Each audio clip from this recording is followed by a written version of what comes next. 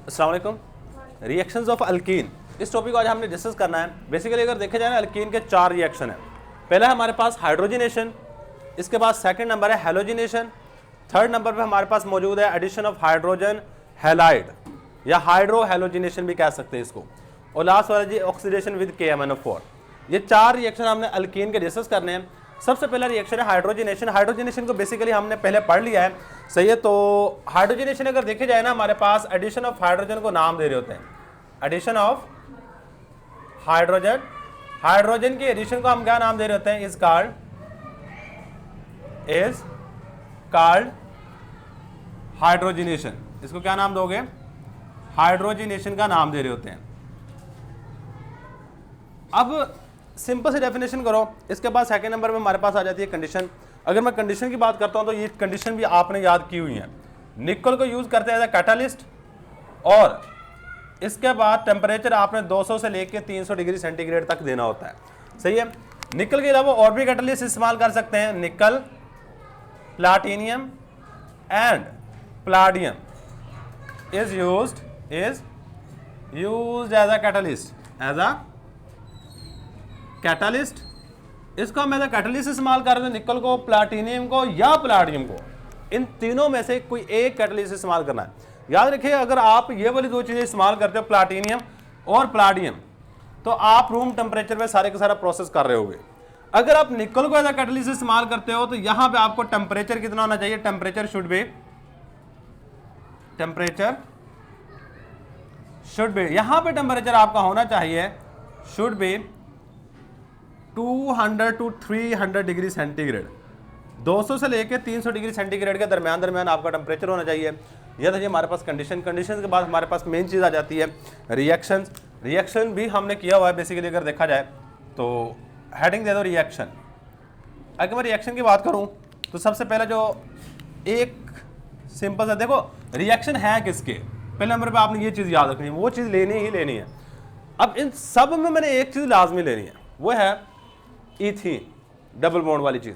बेशक आप प्रोपीन ले लो, ब्यूटीन ले लो, ये आपकी अपनी मर्जी है, सही है। लेकिन आप अमूमन हम जो रिएक्शन करवा रहे थे वो सिंपल मेंबर से करवा रहे होते हैं, सही है। तो 2 रिएक्शन मैं करवा दूंगा यहाँ पे, सही। मैंने ईथीन ले ली। ईथीन में कार्बन के दरमियान में डबल बॉन्ड होता है, सही है। और इसमें क्या करना है? ये हाइड्रोजन को ऐड करना है। हाइड्रोजन को ऐड करने के लिए आपको टेम्परेचर चाहिए। निकल को यूज़ करोगे, अमूमन निकल यूज़ किया जाता है कैटलिस्ट के तौर पर। 200 से लेकर 300 डिग्री सेंटीग्रेड टेम्परेचर देना है। अगर कोई बंदा आपसे ये पूछ ले कि प्लाटिनियम और प्लाडियम, हालांकि ये रूम टेम्परेचर पे हो रहे हैं, इसको इतना गर्म करने के लिए ना एनर्जी देनी पड़ती है। अब प्लाटिनियम या प्लाडियम को क्यों नहीं यूज करते? ये याद रखिए, प्लाटिनियम और प्लाडियम बहुत ज़्यादा एक्सपेंसिव मेटल्स हैं। जो आम सोना है ना, उससे भी महंगी हैं प्लाटिनियम भी और प्लाडियम भी। निकल बहुत सस्ती है। अब हम सस्ती कोई भी चीज़ यूज़ करके वो हमें टेम्परेचर हीट करना थोड़ा सा मुनासिब समझते हैं। ये वाला प्रोसेस थोड़ा सा आसान होता है, क्योंकि एक बार दफ़ा कैटलिस्ट थोड़ा सा ज़ाया भी हो जाता है। अब सारे का सारा रिकवर नहीं कर सकते। कैटलिस्ट की एक तो प्रॉपर्टी होती है कि रिएक्शन के शुरू में यूज़ होता है, रिएक्शन के लास्ट में वैसा का वैसा बन जाता है। अब देखो वो वैसा का वैसा पाउडर फॉर्म में बनेगा। अब उस सारे पाउडर को उस घी में से इकट्ठा करना या जहाँ पे ये प्रोसेस करवा रहे थोड़ा सा मुश्किल होता है। इसे थोड़ा थोड़ा वो ज़ाया होता रहता है, एक वक्त आएगा सारे का सारा ज़ाया हो जाएगा। इसलिए हम प्लाटिनियम और प्लाडियम, क्योंकि बहुत ज़्यादा एक्सपेंसिव है, महंगे हैं, नहीं यूज़ करते। इसको यूज़ कर रहे थे, इसके साथ हम टेम्परेचर दे देते इतना। और इतना टेम्परेचर देने के लिए याद रखिएगा आपको हीट करना पड़ेगा। क्या करना पड़ेगा? यार इसको हीट करना पड़ेगा। अब इसके बाद हमारे पास जो प्रोडक्ट बनेगा यहाँ पे 3C, यानी कि एक हाइड्रोजन आपका यहाँ से उतरेगा, इसके साथ जाके जुड़ जाएगा कार्बन के साथ, एक हाइड्रोजन यहाँ पे जाके जुड़ जाएगा, सही। और हमारे पास प्रोडक्ट मीथेन बन जाएगा। ये क्या हमारे पास? मीथेन। अगर आपको बहुत ज़्यादा कॉन्सेप्टिव दिया ना, वो कहेगा राइट अ केमिकल रिएक्शन, एक ऐसा केमिकल रिएक्शन लिख दें इन विच अनसैचुरेटेड इथेन, सही है। अब क्वेश्चन सुन लो, वो कहेगा right a chemical reaction in which unsaturated hydrocarbon is converted into saturated hydrocarbon. कोई केमिकल रिएक्शन लिखना है जिसमें अनसैचुरेटेड हाइड्रोकार्बन को कन्वर्ट करना है किसमें? सैचुरेटेड में। तो देखो ये वाली चीज़ हमारे पास अनसैचुरेटेड है, डबल बॉन्ड है, और ये वाली चीज़ हमारे पास क्या है? सैचुरेटेड है। कौन सा बॉन्ड है? सिंगल बॉन्ड है। हमने डबल बॉन्ड वाली शय को सिंगल बॉन्ड वाली शय में कन्वर्ट कर दिया है, और यही एग्जामिनर पूछ रहा होता है।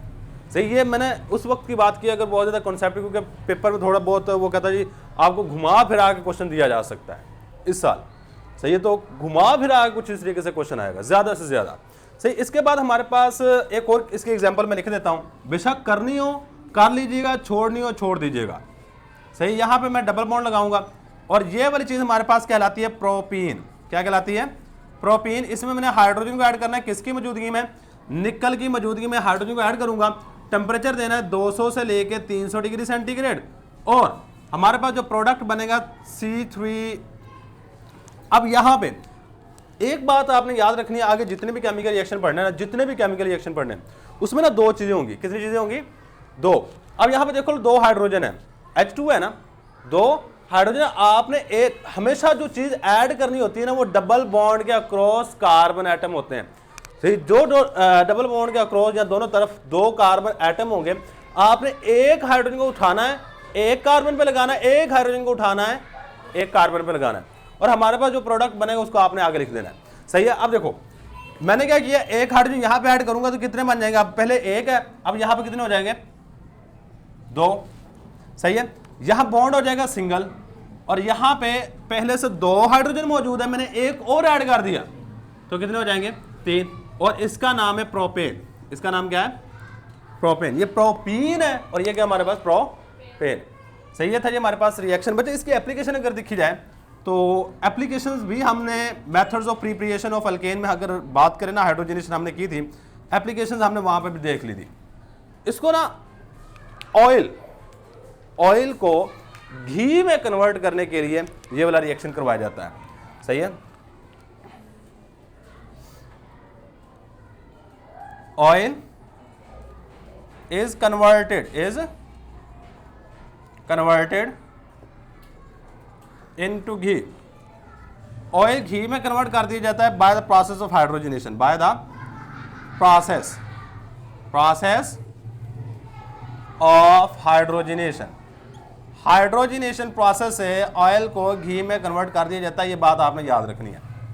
सही है था जी हमारे पास हाइड्रोजनेशन। अल्लाह हाफिज़।